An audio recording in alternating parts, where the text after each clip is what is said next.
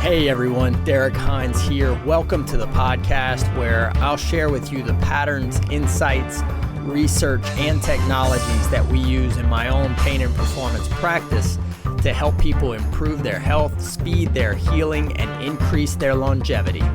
Thanks for listening. I hope you enjoy it. All right, Iggy Fanlo, welcome to the Pain and Performance podcast. I hope the pain isn't the performance. Derrick, should I address you, Derrick? Dr. Yes, Hines? that's perfect. Derrick, okay, I will. That sounds good. Yeah, thanks for jumping on. As we were talking before, your history of getting to this point with kind of cloud med spas and all that stuff was very interesting to me. Let's do a quick background so the audience is kind of caught up on who you are, how you got to this point, what you're doing a little bit today. Sure, I'll try to be brief. I spent 15 years on Wall Street. I'll go through it quickly. All in fixed income and derivatives in the 80s and 90s. That was a heck of a lot of fun. Not much pain, just fun. And left that world because it was incredibly lucrative, but not very soul satisfying. Empty calories, as they say. So anyway, I ended up for a roundabout way into technology. I've been there ever since for the last 20 odd years. And one really big success, one moderate, a couple failures. I guess that's the way the cookie crumbles. A couple outs, a walk, and a hit. I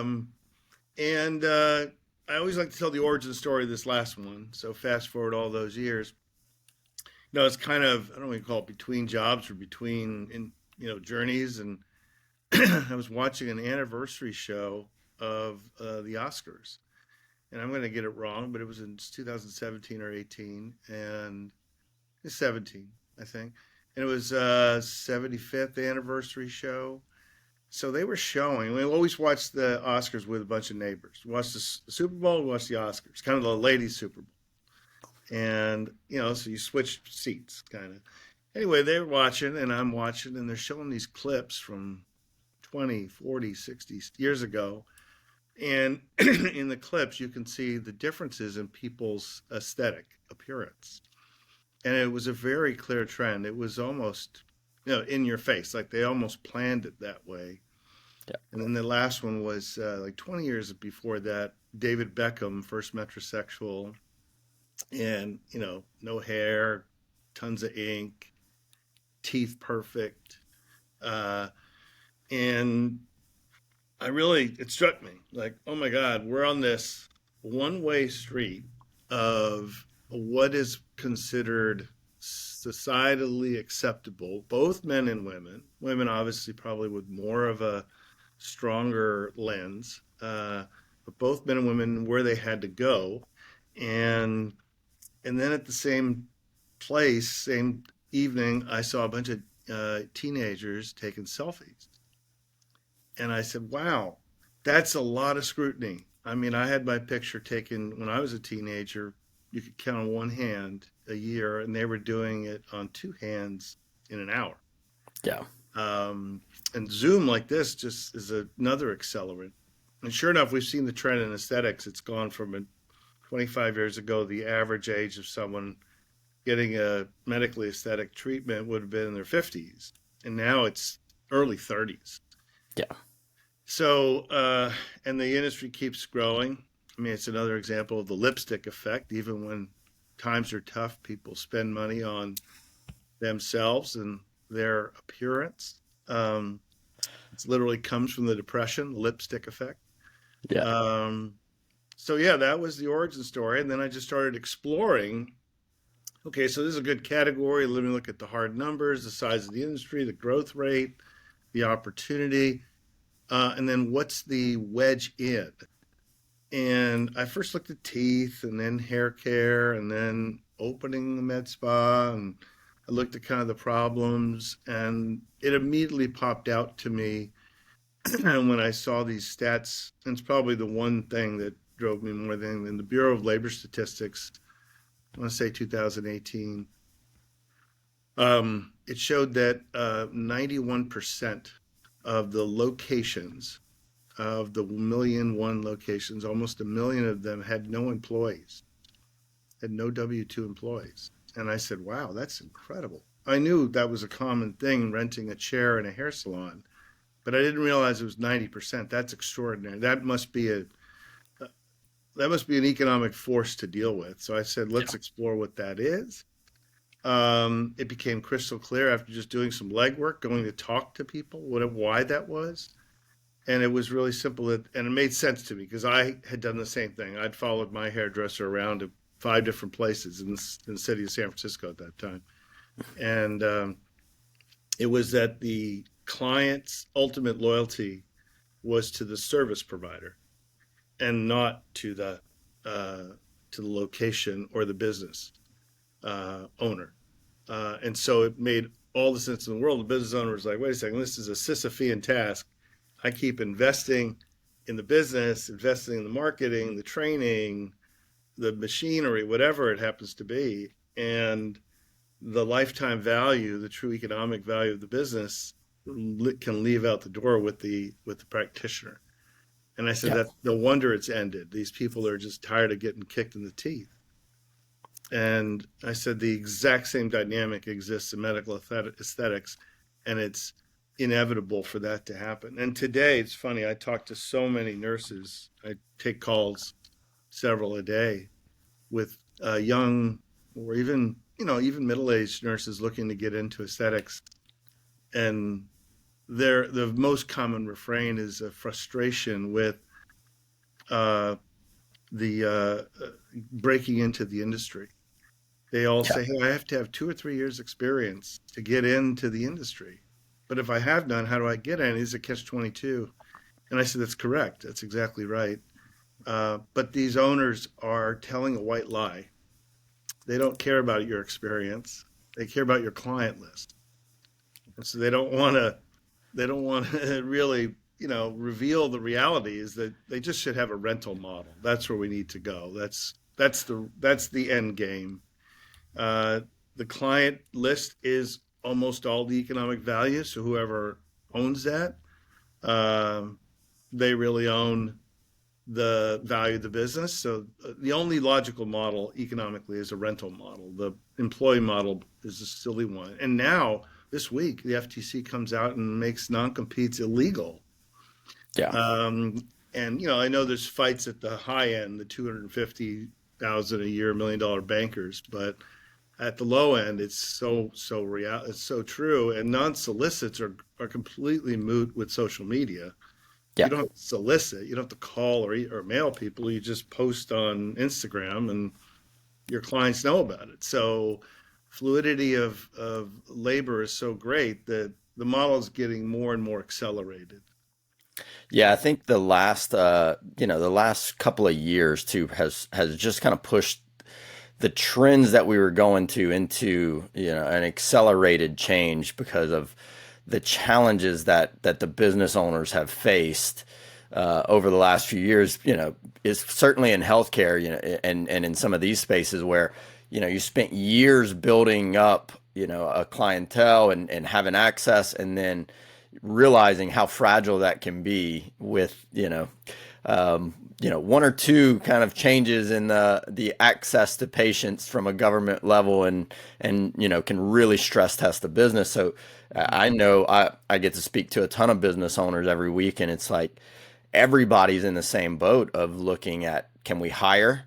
How do we consistently have employees coming in who can represent our brand, who can grow this stuff? And it's like across the country, across the world, every business owner I've talked to is all facing the same stuff. It's like everybody's struggling getting staff. Everybody's struggling keeping staff. Everybody's struggling to train those people. And then, you look at that. And so we look at that and we're like, let's train, let's work harder, let's create pipelines. And this is what I want. You look at that and you're like, wait, are we pushing the boulder uphill? Maybe we need to come at this from a different angle. When you started to look at these kind of industry trends and stuff, what was your kind of light bulb moment of like, let's not go into like the opening or acquiring of these businesses. let's actually disrupt the industry. Let's do something that they're not doing to a high degree now. What was the thought process behind that? Yeah, it was just about, I've learned in business that there's CAC, there's customer acquisition cost, and there's lifetime value. And I think I just went through it that the lifetime value, it just jumped out at me. It sits with the clients. And so you have to know who the client's loyal to. I mean, you go to a Home Depot, you go to a Dunkin' Donuts, you go to a Tesla, you go to I'm trying to think of what other brands are out there. A Dollar Tree. It doesn't matter. The loyalty is to the brand, to the store. That's just not true in these service businesses where you're face to face with people. And so if you realize that, you're like, well, each one of these people, it's sort of back to the future. It's back to the butcher, baker, candlestick maker. And you were like, they're the business owner, really, because they own the economic value. So we should just be enabling them. And then another model I looked at was the Amazon Marketplace. So Amazon Marketplace, and he's younger than me, Bezos, but he's, in many ways a hero of mine of how he's built things. He's just always looking at things from a different angle. And yeah, I was like, we just create a marketplace and the cream will rise. And they're like, well, you have to help them do this or help them do that. And I said, no, that's not the way life should be. Life should be, give them the tools, all the tools to help themselves. Help me help you. It's like the Tom Cruise with the star, which is what I'm trying to do. Help me help you. But when people just want things done for them and falls from the sky, that's not help. That's charity. You teach a man or a woman to fish, you don't give them the fish. So again, and the best will rise. And I tell them, our top 20% of our injectors are making $250, $300 an hour. And how is that possible? And I'm like, well, because there's a lot of people in another med spa industry that either the med spa owners taking out a bigger margin than they should, or there's a lot of people that are not very good that are dragging the place down. Yeah. And let's lift up those who want to be lifted up. And we have plenty of examples of when we had this funny thing. We used to offer the membership for free, then they would rent. And when we made the membership a nominal cost, like $69, all of a sudden the people that weren't doing anything started doing something.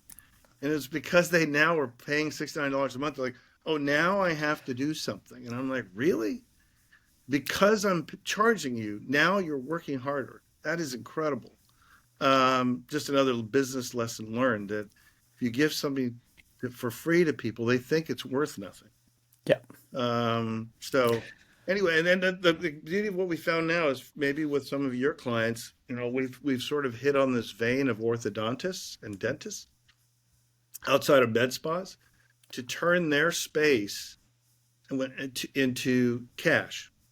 So very much like Airbnb, we have now basically said any medically relevant space that's excess, either empty days or evenings or whatever it is, or you have an extra room or two, we can take that, sign up with our platform, and all of a sudden we'll say, hey, we'll enable you to turn that into money by letting injectors rent that space, get product to them, get devices to them, and run a med spa just like Airbnb. In a sense, you've hoteled your room above your garage. If you're a pain management doctor, you have extra space, you can turn it into money.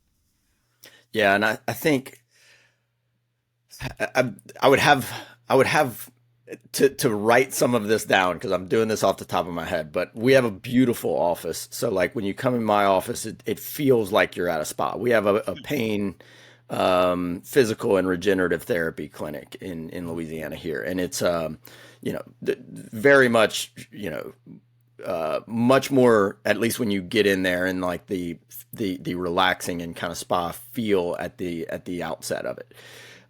Having more people come through my building as a business owner, is always a good thing. You know, even if I had people coming on like the weekends and getting injections, or, you know, we have a half day for most of our practitioners. If you had other people coming do that and they're like, well, what is this place? Oh, you know, I have this room through, you know, cloud, but they do A, B, and C. And you almost like just give them a little pamphlet. It's like, I'm getting paid to have lead acquisition because someone's in here and they're like, well, yeah, I mean, I'm getting, you know, whatever this is done, but I've got neck pain, I've got shoulder pain. Like, well, Exactly. I'll walk out and take a little card here. That's fine. So I'm like that, you know, from a lead acquisition standpoint, if somebody's paying me to bring their people into the business, everyone is winning in this situation, or I can certainly see a situation where everyone wins. Um, can you, just so everybody can be completely caught up, can you break down what y'all's structure is? Yeah. Yeah. So we started the business about 4 or 5 years ago. We would like it to have been software from the beginning, but our idea was probably a little ahead of its time in terms of rental. People were still kind of wrapping their heads around it because the old med spa model, which wasn't even that old, you know, since people don't know, Botox was started in early 2000s and then Dysport and Xeomin shortly after that. So it's 25-year-old industry. Um, so we were converting people to the new model. Unfortunately, COVID hit weeks after we opened. So it kind of derailed the start.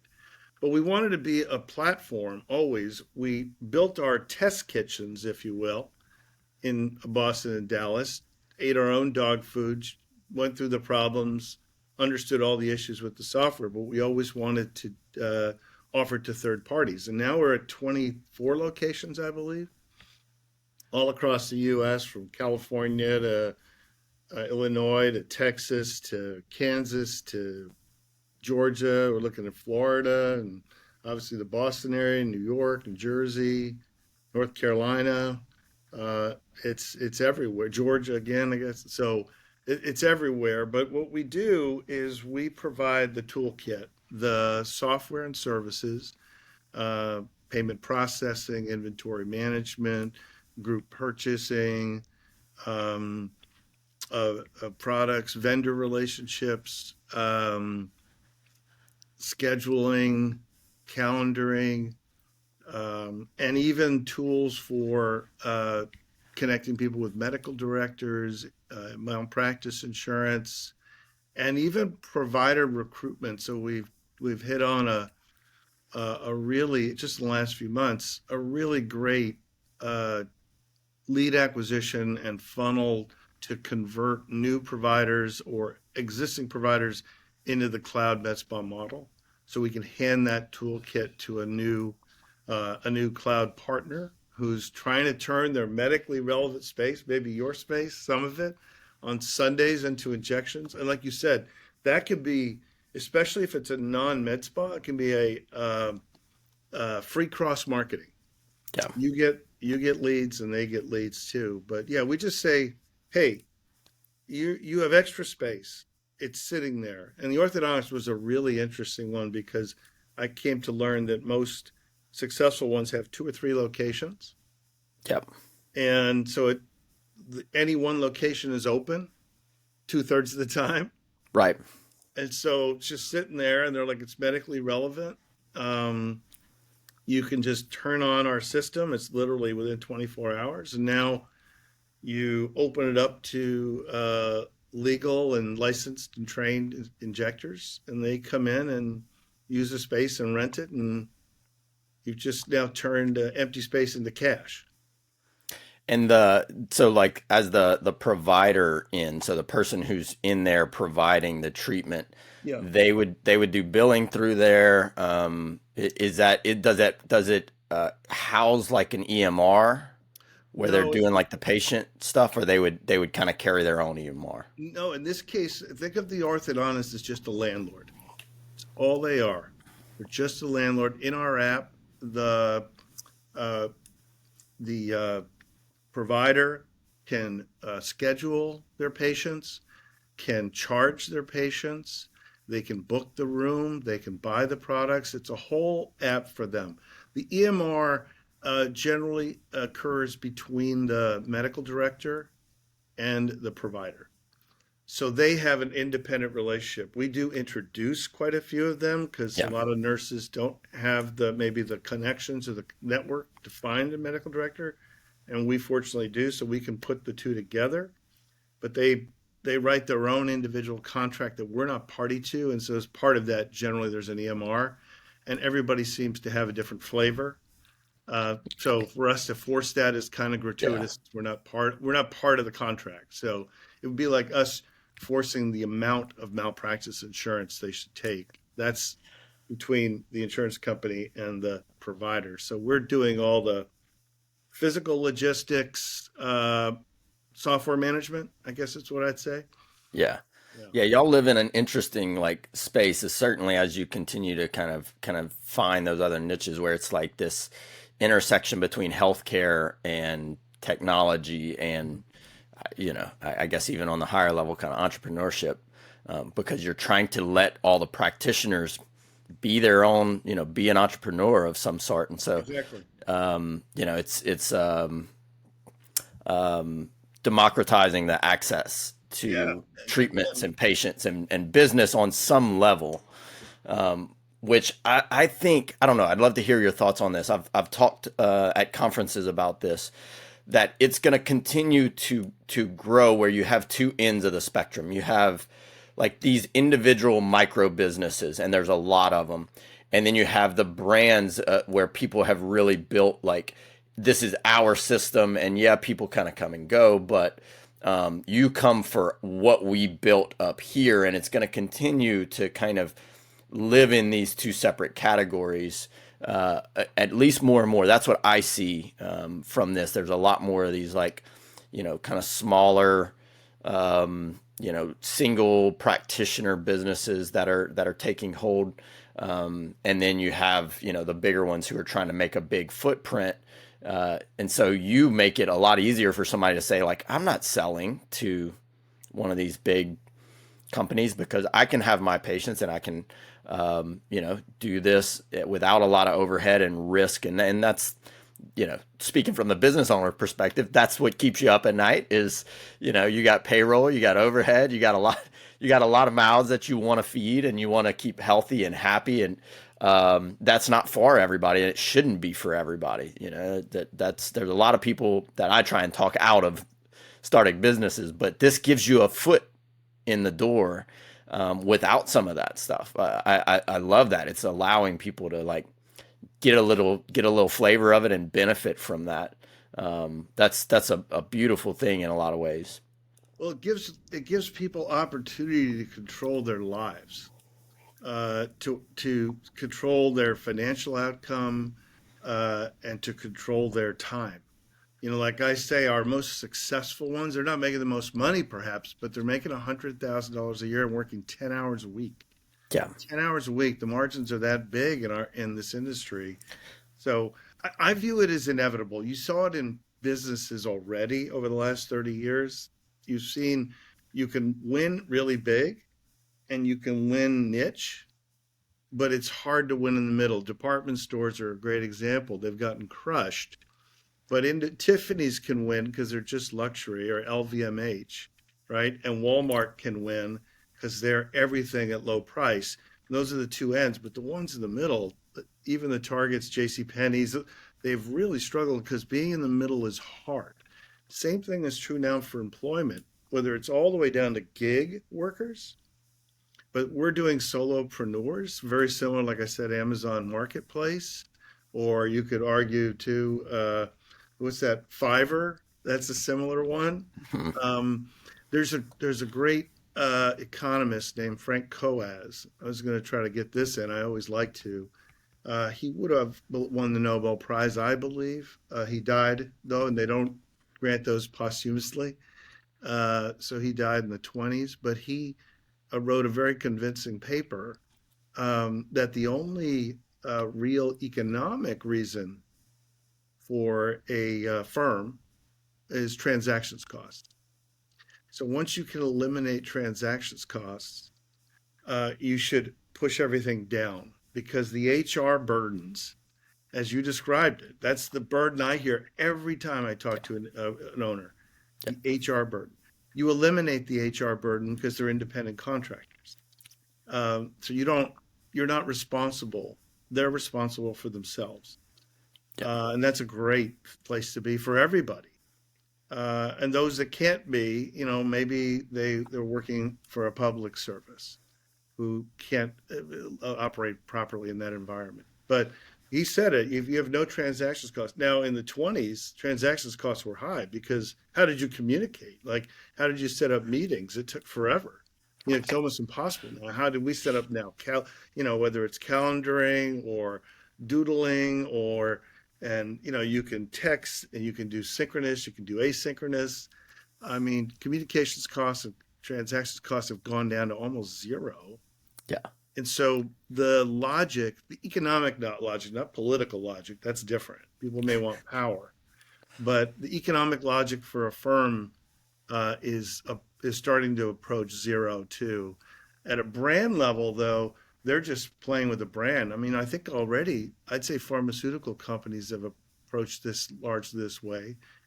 Not to say they don't do their own internal research and drug discovery, but a lot of times they've been essentially farming it out by letting biotech startups do the drug discovery. 1 out of 10 is a big hit, and then they buy them. They overpay, quote unquote, overpay, but they haven't spent all the money on the research end. So they're just, think of them as not venture capitalists. They're like the, T. Rowe Price or Putnam or Fidelity. They'll say, we'll wait till they become public or near public, and then we'll invest. We're not going to invest down here. We're going to take it a lot higher. We'll use our brand power, the pharmaceuticals brand power and marketing muscle to push the drugs that are already winners that are in their portfolio. I'm interested at least on the level of the person who finds y'all's service as a provider. Mm-hmm. Do y'all track like what those demographics are? Do y'all have kind of an idea who those people are? I would imagine, because that's, you almost have two customers, right? You have like you need the space and then you need the provider. Like that's who you're looking for. I could almost see a situation where like this is retirement, kind of what you're talking about. Like, hey, I was a nurse for 30 years. I've gotten to that point. I don't want that anymore. But if I can do 10 hours a week and just enjoy the practice that I've done, like this is my step down, and I'm probably doing better and I'm happier. Yeah, no, I actually, it's a neat thing to be able to do because a lot of the nurses we deal with, I like to say they're almost like military. I thank them for their service. There are a lot of them, and it's different refrains. It's psychologically they're worn out. They're in an oncology unit or a burn unit, and it's just been, it's just a lot to go through to see. I don't know if I'd raise to the level of PTSD, but they're psychologically beaten up. Some talk about physical pain, being on your feet, 12-hour shifts 3 times a week. That's got to be hard. I can't imagine doing that. And there's also, there's just a lot of sadness around bad outcomes there. I mean, hopefully there's a lot of good outcomes. I don't want to say it's all sad, but there's a cohort of bad outcomes that's sad and taxing. But in this industry, I mean, you're injecting what is generally a safe products. There is incidence of mistakes and issues, but it's a very low incidence. And you have happy people that are coming in for a positive experience in a great environment. It's well lit and sunny and nice colors and music and so it's uplifting emotionally. They have control over their hours, which they don't usually, and they're probably working. The typical example is they work 1/3 the hours and they make 10 to 20% more money. it's kind of nuts. But yeah, they're seeing this as like a escape valve. And it's Yeah. funny, like talking about demographics, I didn't answer your question. I went off on a tangent, but there's definitely a bunch that have been 10 to 20 years in the nursing industry. Yeah. So I'd say 30s, early 40s. Not so many once you get to 50, I'd say. But there are now, I'm getting more and more within 5 years of nursing school. So even mid to high 20s. And I think it's because so many of their friends are doing or contemplating these procedures and they're seeing it as a possibility. And they're like, wow, I had no idea. Do you think we talked a little bit about the kind of GLP-1s before we jumped on. Yeah. That has brought some of this to the forefront where people are like, I want to find somebody to do this. Has that accelerated that in the last 6 to 12 months for y'all? Yeah, it has. It's a whole new avenue of business for us. I'm a massive evangelist. And we work with a great partner. They're just fabulous. And I thought it was like, oh, great, it's a weight loss drug. But as I did my own research and said, okay, it's really a diabetes drug, that's been around for 10 plus years. So there's now a lot of data on it. It's like, not to say there can't be any side effects. We don't know really super long term, but there's enough information out there. And now, not only is weight loss a side effect, but help with PCOS, alcoholism, opioid addiction, smoking cessation, and now most recently, Alzheimer's and dementia. And so to me, it's saying, well, the two big causes of healthcare issues in this country are probably inflammation and sugar. And if we can, Those are pretty spot on. yeah, if we can get those two reduced dramatically, I think a lot of our healthcare issues, a lot of them, would either reduce dramatically or disappear completely.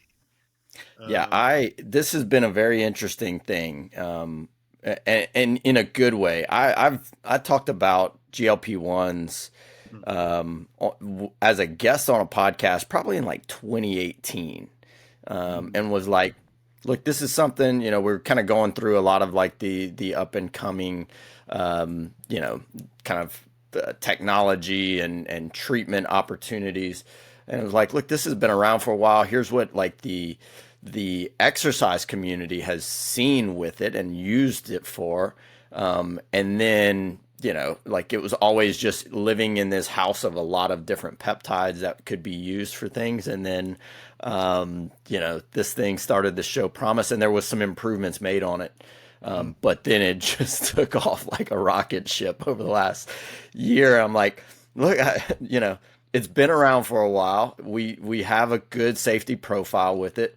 I think one of the things that is very nice is that it does stimulate the personal change that we want. I always talk to patients about like there's no shortcuts to getting healthy. You have to do certain things. We know that you have to move your body and you have to do some exercise. If we want to stay healthy long, there will never be a way for us to shortcut that. If we're not using our body, it starts to shut some things down.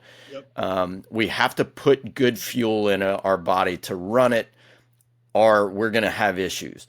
There's a lot to unpack under those two things, though. There's motivation, there's hormones, there's how you feel about that stuff. And one of the things is like people who get stuck in this pathway of like, when you're eating bad things, when you're eating sugar and processed stuff, is that you can't break that cycle. Your body just starts to really kind of rely on that. And to have something that helps you, not only on a hormonal level, but on a psychological level, break that cycle Yeah. is really powerful to give us control back over these things. To like, here's your control. Now, what you do with it is still going to rely on you. Everybody listening, if you're taking it, we're giving you control. Use that for good, as we tell our patients. But so it's one of the first times that it's a very interesting thing, that it can allow people to break through some barriers that they probably had trouble with before. I 100% agree with you, and I also, I'm going to echo what Oprah Winfrey has said. First of all, because she has such a big platform, so people have heard it. But it's it's the shaming, whether it's fat shaming or any shaming. I mean, I always tell people, they say, "Well, you're cheating with this." I'm like, "You're not cheating." It's like saying I'm wearing glasses. I'm cheating. I'm wearing shoes. I'm cheating. I should be barefoot. I'm. Uh, I have a car. I'm cheating. I should be walking. Like I have aspirin I take. I'm cheating. You should suck up the pain. The person who has schizophrenia, they shouldn't take meds. They're cheating. It's below. It's total bullshit. The cheating stuff is total bullshit. I mean, if it can help you, or if the help far exceeds the downside, do it, please. I mean, especially as an informed patient, you should be able to make that choice. Now, get professional advice, get, you know, third party advice, friends who've done it, whatever validators you need to make the choice. But I mean, the whole thing that it's cheating to me is it's shameful to me that people are calling it that. Yeah, that's gotta be kind of like a, I don't want to say jealousy, that's probably not the right word, but it lives in that category of like, well, I haven't come to the mental space where I can do it yet. So I don't know if I don't want you to do it. I don't want you to get those results and not have to go through the hard part of doing it. And so that means that you're cheating. That one of the things that comes to mind with that is the mental health kind of Mm, view of people getting mental health treatment. yeah. Is that we still see that as this like kind of taboo thing. Like, you talk about seeing a therapist or something like that, or you talk about taking something for mental health. Everybody's like, oh, like I just deal with it, or something like that. I feel like that's another space in this area that could use uh, a lot of changes from a societal level on like how we see obtaining health treatment for those things. Same thing with weight. Yeah, I think I'm on pretty much the exact same page as you. The way I look at it is, I don't want to sound cynical, but maybe it does come off that way. The people that think it's cheating on any uh, dimension, it's usually because they had genetic gifts, and whether they don't gain weight or they're tall or they have hair at an advanced age. But me, what I've learned is we tend to think of the things we do well as based on our skill and hard work, and the things we do badly as just damn bad luck. And what I've come to realize at my advanced age is that it's pretty much all luck. It's pretty much all luck. I'm sitting here, as a privileged, even though my name is Ignacio and I got a lot of vowels in my name, I'm a privileged white male born in the second half of the 20th century in the United States. I already hit the lottery. Yeah. I already hit the lottery. And then anything else, if I have no real physical problem, I mean, it just gets luckier and luckier and luckier. And that's kind of the way it is with your body. Some people don't have joint pain, maybe they're exercising, maybe they're not. But, there's all kinds of examples. A smoker lives to be 100. That's just Yeah. luck, and so if you can do anything to get you on a luckier path, I guess is what I'd say. Yeah. Yeah. Take Yeah. We wanna you know, uh, create a situation where luck is more likely. Yeah, there you go. Where good outcomes are easier to achieve.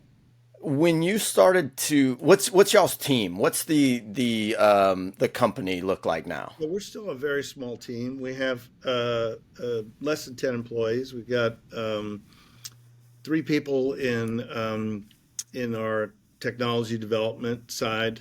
We've got a couple of docs who help advise us, both plastic surgeons. We've got a guy who's like a laser expert from Texas. We've got a couple of site managers, one in Boston and one in Dallas. And then on the sales side, it's primarily myself and Shannon, who's out of California. We're selling to any of the various groups, whether it's GLP-1s or spas or other medically relevant space, and getting them on board onto the platform. Um, Fortunately, the people that are managing the space, especially the fellow in Boston, Ciro, he helps with customer success on the cloud med spas that are partnering with us, and a lot of them have launched.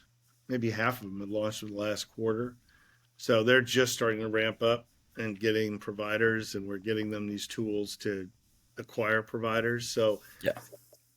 I sense it's going to get a whole lot busier in the next 12 months. So What is their I guess marketing for getting providers? What are they trying to do with that? Is that just getting the word out? no, it's funny. We use some of the the recruitment tools now that are out there, whether it's LinkedIn or Indeed or other places like that. This has become a much better acquisition channel. Um, I think in the beginning it was frowned upon, but the reality is it's a really good employment opportunity. It's a Yeah. self-employment opportunity, but it's a really good opportunity. We got to, like, again, get people out of their box. I get a paycheck, it gets deposited in my bank account, or I and I know that's not for everyone, but there's a lot of people that I think crave that freedom. I think that's the funniest thing, is the thing that when I saw the gig economy at first, people said, "How could you do that? You're making $18 an hour." I said, "How?" But you have complete control of your time. That is, you know, the philosophers, the Buddhists will tell you that's the most important asset, not the coins. Yeah. Yeah. It's the time. This might be weird, but what would you tell the person who is kind of in the middle, or who is employing those people to start adjusting their thinking about this? What would you Yeah. how would you talk to that person about thinking, and what's coming next? Is there something that they could start to step towards? I'm not real sure how to ask that question, but Yeah, no, I think does it's that a make great sense? question. Well, first of all, I mean, a lot of them are like, it's not broke, why fix it? Uh, and I said, I think that's what Blockbuster told I Netflix. was about to say, yeah, that works Um, until it doesn't. yeah, exactly. It's hard to change until somebody puts a gun to your head. That's just true. Yeah, And if you're a public company or even a larger private one, you have investors you have to answer to, and that's making those changes. It's really hard. yeah, If especially if you're not the majority owner, like, whether it was Bezos or Zuckerberg or Hastings at Netflix or whatever, they made great changes to their business, but they had a lot of control. And if they had just been hired guns, they probably wouldn't have had the ability to. Maybe they would have wanted to. I'm going to give them the credit there. They just couldn't do it. They couldn't get the votes because people like status quo, especially if it's making money. There's Clayton Christensen. It's basically crossing the chasm. I remember talking to the VP of HR of a really large um, nationwide um, med spa chain. And like everyone, like the small people, I said, "What's your biggest problem?" He said, "HR." He said, it's the biggest problem. Our bad employees, we want to get rid of them, and it's hard. We got all these regulations. Our great employees, we can't keep them. They spa hop, it's literally a term. yeah, Um, we keep having to pay them more and more on percentage incentives, and the mediocre ones are just a lot of work. And so I was like, huh. I said, "We're doing this," and he goes, "Yeah, that's the end game of where we're headed. We're just on this slow, you know, path to getting to you." And I'm like, "It's crossing the chasm. Like, you just you gotta go there." But again, it's such radical change. It's very hard for for companies that, again, are managed, to have someone take that bigger risk and be able to convince people. That's probably it more than anything. I mean, um, you look at the great leaders, whether they're political, economic, whatever. I think the great um, skill they have is persuasion. Yeah, yeah, for sure. It's being able to, kind of take people along the thinking journey with some of these things. I heard, I forget who it was. I was listening to one of the execs who was trying to convince Blockbuster to purchase Netflix. Hmm. And to their credit, they were like, "Look, I think we should do this." And I think at the time it was like, I don't know, $100 million maybe, Yeah, yeah, and like, which look, seems, I'm sure, to Blockbuster at the time buying this little startup, for that, they're like, let's wait a little while and see if it gains traction. And you're like, this person by all means saw it, said the right things, but didn't have the control to get it in. And obviously, everybody knows how that story ended. yeah. So and that's why I asked that. I've worked and talked with so many, single location practice owners who are struggling through this, and I think the next decade in healthcare is going to be a slow change. I don't think it's going to be an immediate thing, but I do think we're going to be getting closer to that transition zone where, like, some of the things that we were doing for the past 20 years that, as you said, if it's not broke, are going to start showing cracks Hmm. more and more over this next decade. So if you don't have, a great way to combat that, I think you're going to start to get yourself in trouble a little bit. Hmm. So that's why I ask is like, what can that person start doing or start thinking about now is, how do they protect themselves for the next 5 years or the next 10 years as these changes start to grow? Like, y'all are in med spa, which probably lends more to this because it's a little bit closer to, kind of the like aesthetics industry where they've done this for a long time. Hmm. Go all the way to the other end, and that might be hospitals, right? Like Hmm. if we go all the way through the healthcare Hmm. thing, but the person who's doing, physical therapy or pain treatments or, probably even, some of the like IVs and stuff like that.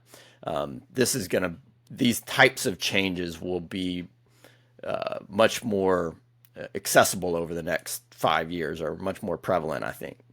Yeah. Well, I hope that GLP-1s, uh, due to hospital admittances or emergency, what remote work has done to commercial real estate, it just renders them empty because the amount needed to be spent on healthcare goes way, way down.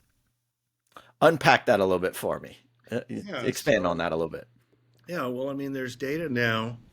I think it's Walmart, um, that they're the biggest grocer in the US and they're the third or fourth largest pharmacy.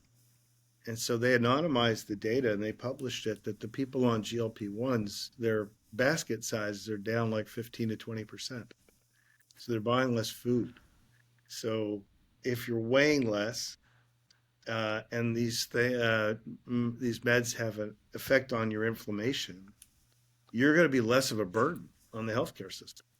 You're going to need less treatments, less meds, less orthopedics because you're going to weigh less. The joints will be better. You'll need less physical therapy. You probably, if you're weighing less, you're getting more physical activity. If you don't even want to call it exercise, your lymphatic system is better. Your elimination is better. I mean, I can't help but see that as the end stream of that is the amount of resources, forget dollars, the amount of resources spent on healthcare will shrink, just like remote work. That was the analogy. Like remote Yeah. work has made the number of office buildings or office spaces, real square foot meters, gone way, way down. I mean, way down in the Yeah. cities. Yeah. It's just simple supply demand. The supply will be there. We don't need the supply. We don't need the supply if there's less demand. If we can somehow reduce that demand, and I think these GLP-1s, I believe, can over the next 10 years reduce that demand dramatically. Yeah, it's an interesting to play the like the and then what game. Like when you talk about that, my mind goes to like, okay, well, I have a lot of patients who have pain, and look, we've got studies that say if you drop 10 pounds, we reduce pain. Certainly at the knees is I think what the bulk of the data shows. Yeah, We reduce pain by anywhere from 30 to 50%, not even touching the knees, not doing anything to it. yeah, So our model is always like, can we provide our patients everything they need to get over a pain condition? And so you're like, well, if you're not providing this and someone is, then you're behind. You should catch up. You should figure out a way to do this, even if that's kind of what we were talking about earlier. If that's bringing someone in time where you're not treating, to give your patients access to this. And then it's like that's easier on whoever's renting your space. Is like, look, I've got 10 patients lined up to do this on a Wednesday afternoon. They just need the provider. They just need the person to be here, and they're already used to coming into this space. yeah. So you get that, and people are feeling better. What's the next challenge that we could help society with? If we're losing weight and we're feeling better, hopefully that means we're eating better. Um, No, we certainly are moving more. And I agree with your comment before you break that cycle. And if you're moving more, I mean, I always like to say, I think food has to do with weight and exercise has to do with health. And if you can, but it's a nice feedback loop because if you can reduce weight, you're going to do more exercise, even if exercise is just doing the stairs, or walking down the street, walking your dog. Even that little bit, I'm sure 10 or 15 minutes of being out, getting the sun, the vitamin D, whatever. I mean, it just is a great feedback loop. And probably, I'm sure there's huge psychological benefits too. yeah, you look at. I'm on the back end of kind of a book on all this stuff. Hopefully, we have that out this year. My listeners have heard me talk about it for far too long, but and when you dig in the data of exercise alone, so we can kind of take off whether your exercise leads to weight loss. If you go from a strength of the lower 2.5% of your age group to moderate, so you're just right in the middle, you're not like super strong or anything like that. Mhm. We reduce your risk for all causes of mortality by about 200%. So for every cause of death, all you did was get stronger for your age category, and you reduce your risk for every cause of death by 200%. I put that in perspective. If you quit smoking, you reduce your risk by about 50%. So you're like just getting healthier from a strength perspective is 4 times better for your longevity Yeah. than quitting smoking. And when that doesn't mean smoke, people, like that's not, don't use that. But it's giving us access to do that I think is the important part. And so, Yeah. being able to like, if you're overweight and you're trying to do that and it hurts, and you're not making the progress that you want. So now we start ending up in kind of we feel like we're spinning our wheels a little bit, and it's frustrating. I think that's where a lot of these and peptides, I think hopefully they continue to be accessible Hmm. in a safe way for a lot of people. That's getting looked at. And as the money around GLP-1s has grown, I could see where some of these other very effective peptides start to become a little bit more restricted in terms of how people get them. But I mean, I know I'm here to talk about Cloud Med Spa and uh, and using medically relevant space to your advantage and monetizing it. I'll repeat that several times that we have the platform for you guys, for your customers. Please call us or reach out to us at cloudmedspas.com. But here's a good example to me, the peptides, where I believe very strongly that if an insurance company did reimburse, that their patient outcomes long term would be much, much better. It's actually a great economic decision. I wish the government would do it, but that only can be effective economically in a single payer system. Yeah. Because if one insurance company bites the bullet and pays the money, then all the good, healthy people could go to the other insurance company and benefit. You need a single payer system. Healthcare is too much of a public good and a long-term investment where a multi-payer system doesn't work. It does not work. I'm gonna push you on that. Yeah. I agree. I know we're talking about cloud spa, but what's the if we went forward and there was changes that actually made everyone healthier, that actually made our society healthier. Mhm. And let's go, we have the next 50 years to get there. What would be some of the changes? So I agree, just to give you a minute to kind of, I know that's a large question. Yeah. But I was talking to an insurance company at a conference, and they said their average customer lifespan with them, because they would change jobs, and most insurances are through that, was Right. something like 2.5 years at the time. It might have been Yeah. 2.5 to 4. I forget the exact number. Yep. But so he was like, so we're not going to pay for these things because they're going to leave. Right. And now the other insurance company is gonna benefit from us getting this person healthier, which is such faulty thinking to me. But besides the point. And so if you look at our system now, it is set up to where, unfortunately, the vast majority of our healthcare does better financially if we have more unhealthy people. Yeah. You have more customers. Right. Um, Yeah. so it employs a lot of people. So it's like I get it. It's a complicated change, but how could some of this kind of catapult us into an area where our healthcare system actually gets our society healthier?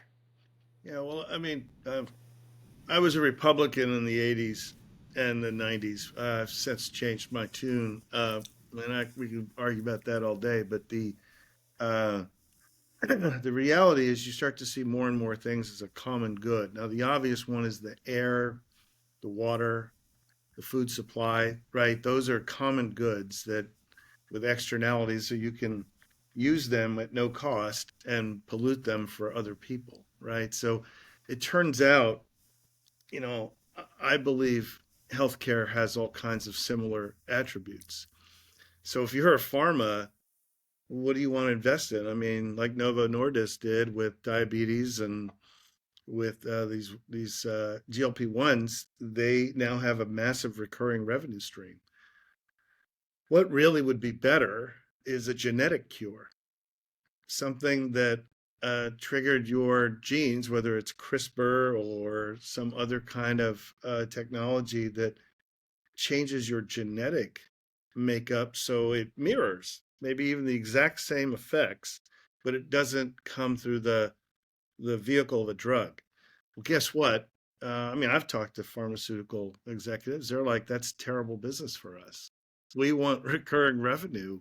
It's more money and the market values it higher. So who's the only one who can step in here?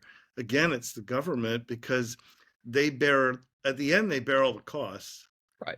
And so they should have an incentive to reduce the law. And they're only ones who have, hopefully the government has the longest time horizon, investment horizon. So it's only logical that it should be a single payer system and they should be investing maybe like they did with ARPANET, where they just need to get it started, but in investing in research for genetic cures to these ailments. Because if you could genetically cure them, like all of a sudden you're morbidly obese, and that's because you got the food noise going on, and all you can think about is food, and you have your insulin, and so boom, we have a genetic cure for you. You won't be thinking about food. Your approach to food will be different. Blah blah. You will just start to drop weight naturally, like it happens with GLP-1s. You just don't care. Yeah. And now you don't, and now you don't have to be on any drugs for the rest of your life. You just changed. Like, wow, that's pretty good. But if you're the farmer, you're like, geez, I can get that. I'll charge them 5,000 for that, or I can charge them 10,000 a year Right. for these GLP-1s. Well, that's a no-brainer. Yeah, they don't have any incentive to do it, so you got to have a more kind of altruistic entity that's above that kind of helps it. It could even be not even altruism. Be like, well, if we invest, we're investing $1 trillion in microchips for AI. If we invest, and maybe AI will create these genetic cures. So maybe it's the same outcome. But Yeah. we spend X on the billions of Chip Act. If we spent it on genetic research for even just weight loss, and we came up with a genetic cure, I'd be like, wow, or the basis for it. I mean, I'm so happy about AI too, 'cause it's going to lead to discoveries that would have otherwise taken decades. So, but now we're really getting off the rails. Well, as you talk about that, and somewhere in my research of this, I was like, this is you're the Robin Hood of like the healthcare med spa industry. Like you're trying to like, and then as we talk about that, that's why I wanted to navigate that. It's like Yeah. it's not just in that category. I see that in you, and like we need to take this. What is next for obviously y'all have a lot of growth ideas for cloud med spa, but let's play this out. What would be next for y'all? Well, I don't know. I tend to react to stuff. Okay. Like the GLP-1s came up and we heard about it. I read about it and I'm like, this is just a monster. Um, and then I'll be honest with you, with the orthodontics, they came to us and said, you know what? We aren't just a cloud med spa. That's our name, but we're really just medically relevant space. We're becoming more and more like Airbnb, and we're just um, a monetization engine that happens to use aesthetics because of the margin structure Yeah. as the monetization engine. But it's any medically relevant space. If it's your space, you could use and say, I'm going to rent it out on Sundays, and it's pretty much, maybe you need to have somebody there, or you have a camera, or you can let people in remotely. But it's pretty much, key turn. The next step for me, I think, for us, I shouldn't say me, for the company, I think is to get to enough critical mass. We have 24, 23, 25 locations, something like that. If we can get to 100, 200 locations next year, I think we can be big enough that we create a network effect. So we can now attract providers. They just start coming. We don't have to go recruit providers. Now it's a marketplace, a true marketplace Yeah. where providers can say, hey, I want to jump out on my own. What's the nearest cloud med spa to me physically? And I'm just going to go join that location. And we don't need to reach out. We're now trying to drag people in to this concept where it's big enough, ubiquitous enough. And we have a couple, I've heard of other people doing something similar now. They're stuck in med spa. I think we've moved now to GLPs and any medically relevant space, but it's Yeah. basically any provider can come and use these locations to run their own business. So once we have enough, I think that'll be the next stage. That's the next stage I'm excited about. Yeah, for sure. Then you could go into a territory and say, hey, in Louisiana, I've got 10 people looking. Here's what that would look like for you. Just here's where you sign. Here's what the finances look like. What do you want to do? That's easy. Yeah, That's an exactly. easy pitch. That's a super easy pitch, to the point where it's so easy that, maybe you don't even, the person could just be like a landlord. Like we're just going to real estate companies, and Yeah. saying, here it is. Here's a turnkey solution. But yeah, that to me would be the holy grail. We really are Airbnb for aesthetics, where we're just turn this, we're bringing the renters as well as the landlords together. I love it. So, Iggy, this has been an awesome conversation. I know we've navigated a lot, but that's why I like doing this. You never quite know where we're gonna kind of give the value, but I want to thank you for kind of thinking the way that you think and helping a lot of these practitioners kind of find a way in some of the kind of murky waters of some of these things, and kind of putting this together and continuing to try and put positive into the healthcare system in some very unique ways. So thanks for doing what y'all do. I do think that at the end of the day, y'all are going to provide a lot of positive for practitioners and certainly for the patients that they can impact as well. So where can people find more about y'all? Where can they find out more about Cloud Med Spa and all y'all's information? yeah, so you can reach us over email, sales@cloudmedspas.com, the plural, info@cloudmedspas.com. And if anybody wants, they can call me on my cell phone, 415-613-2640. I love talking to people. I learn every day from someone something new. And that to me that's the goal for me. Help and be helped. I love it. I love it. Iggy, thank you so much, man. I appreciate it. All right, Derek.